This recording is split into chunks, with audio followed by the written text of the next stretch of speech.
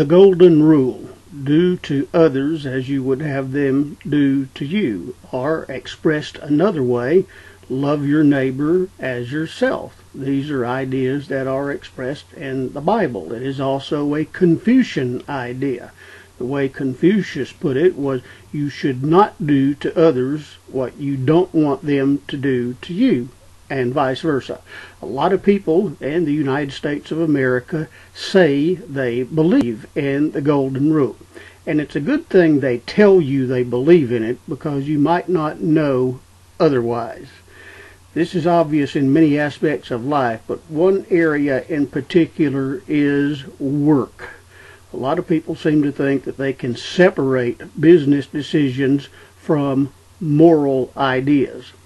I've been following a show called Deadliest Catch for a long time. It chronicles the things that happen with fishermen, crab fishermen on the Bering Sea. There's this one captain who had a situation on his boat, and I don't remember the specifics of the situation, but he made a business decision, and people were criticizing his character because of that business decision. He said, don't go down on my character for a business decision, because it's business. You've heard that idea expressed before.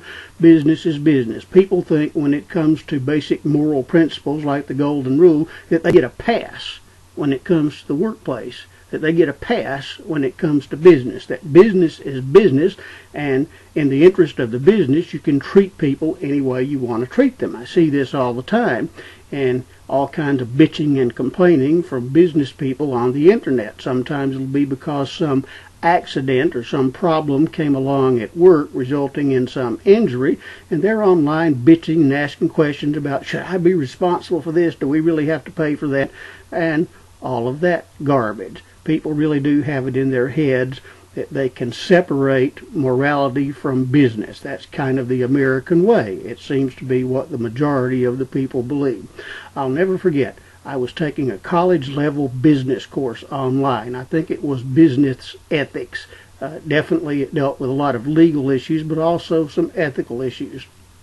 And a scenario was presented by the instructor. This was an online course, so we were to tell what our decision would be and then allow other people to comment on it. And this is the scenario that the instructor presented. You have this employee. She's a long-time employee, and she's been a very good employee. Very good record, very good employee. But she has a serious crisis come up in her life. And what happens is that a child becomes seriously ill. I think it was cancer or some other life-threatening disease. In any case, it was a serious situation, a major crisis in this person's life.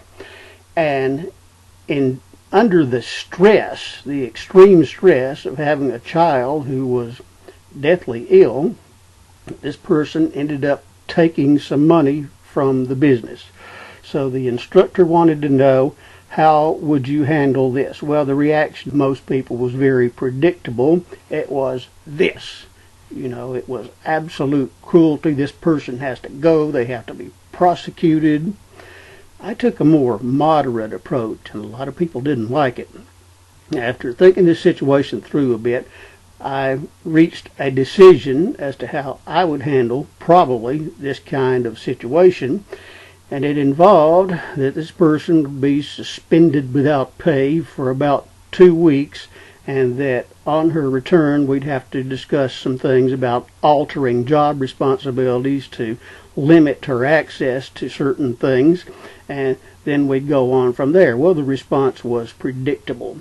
The off with their heads crowd was, they were not happy with me at all, and I was told I didn't have the right to do that. How could I possibly do something like that? And in my response, as I indicate, there were consequences to this thing. She did serve a 2-week suspension, and then she had some of her job duties altered. But people didn't like that. People didn't like that. They had the attitude, well, you never, ever, ever do anything like that. And I agree. That's something that you shouldn't do, is to take money from a business in that situation. But here's what happens in real life.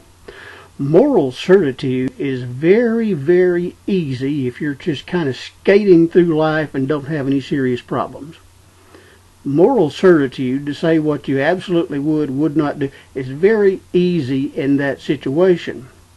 But when you're confronted with a crisis, or I'll say when we're confronted with a horrible crisis, and it's much worse than you ever thought it was going to be, and you never thought anything like that was going to happen to you, what happens to people a lot of times is we become a lot less secure in our moral certitude.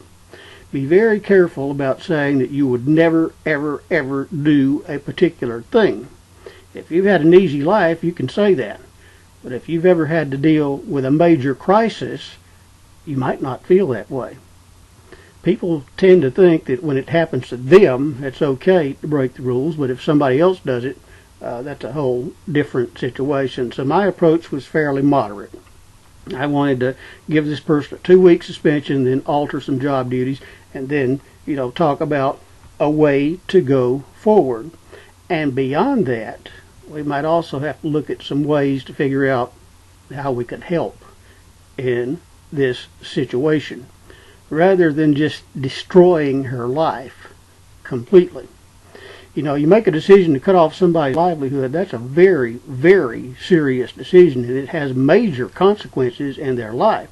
And especially if you're talking about a sick child with a potentially life-threatening illness, to cut off health insurance might very well be a damn death sentence in the United States.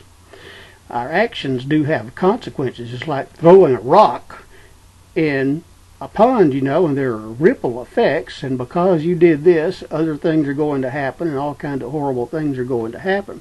I do not justify what this person did.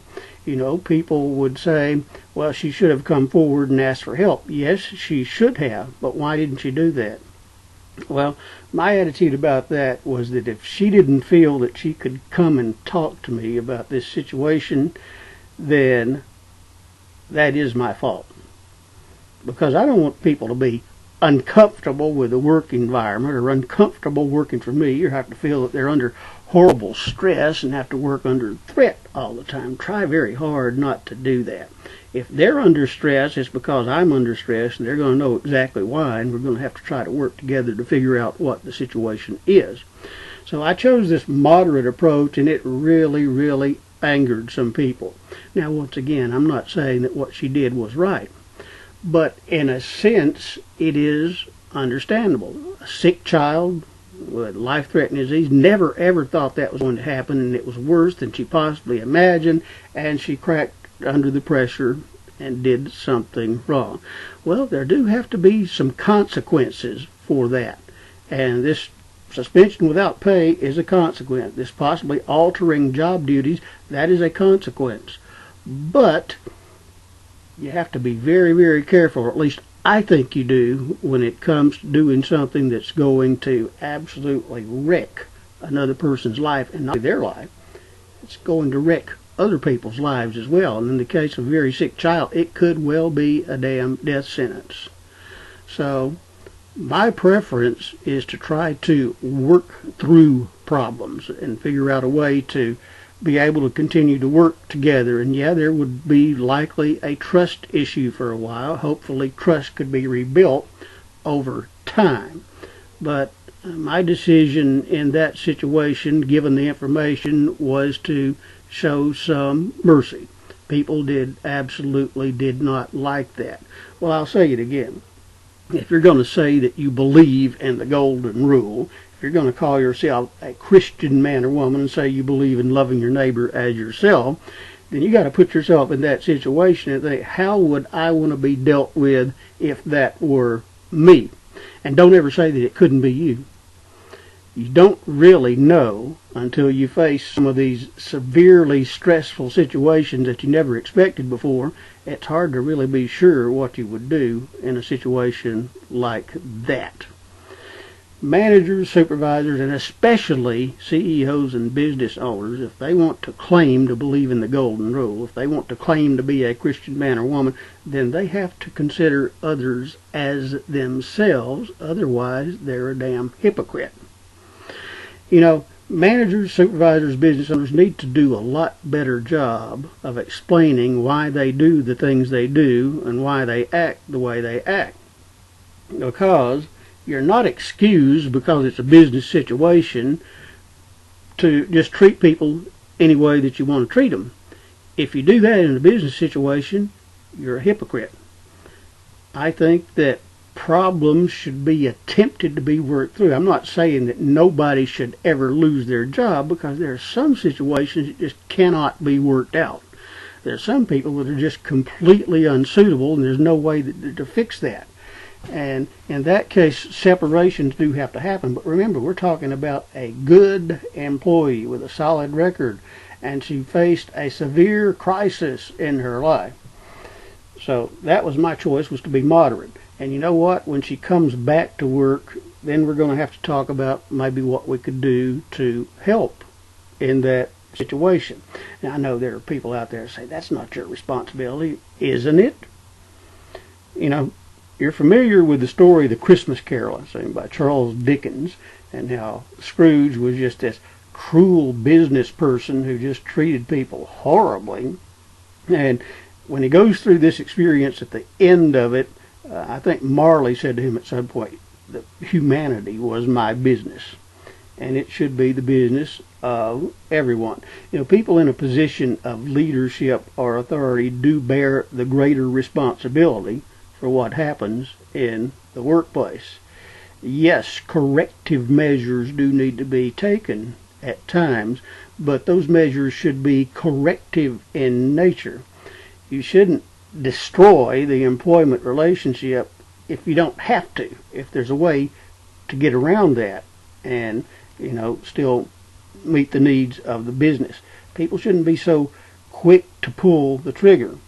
I think managers, supervisors, business operators, if they don't really endeavor to obey the golden rule when they say they believe in it, they're nothing but a hypocrite. If they're not going to do it at work, they might as well not try to do it anywhere else either, and a lot of them probably don't. So, if this person in that scenario, if they're actually true, and she didn't think that she could come and talk to me about that problem, then that's on me. That's my problem. If I'm creating an environment where she didn't feel comfortable doing that, well, managers and leaders do set the tone, and that would be my responsibility, and I could make that mistake. I am not an extroverted person by any means. And so it is possible that a person might not realize that we could come talk about it, and maybe we could even do some extraordinary things to try to help in that situation. But golden rule, don't do things that you don't want other people to do. You treat other people the way you want to be treated. Love your neighbor as yourself. You either believe that stuff or you don't. And if you believe it, you're going to have to apply that as best you possibly can in the work environment. If you don't do that, you're a hypocrite, and that's just the way it is. And I would say that most of the time, if you were careful to try to get the right people to start with, things can be worked through without just cutting somebody off. There are other ways of doing that, and you should endeavor to do that. And you should endeavor to maintain the environment where people can come and discuss problems, and the company will, if possible, do whatever is possible to assist in a situation like that. You don't get a pass at work, in the work environment, when it comes to the golden rule. It either applies to your entire life or it doesn't apply at all.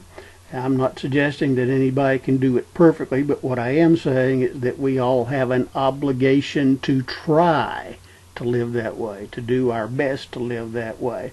And if it doesn't apply in work environments, then it doesn't apply anywhere else either.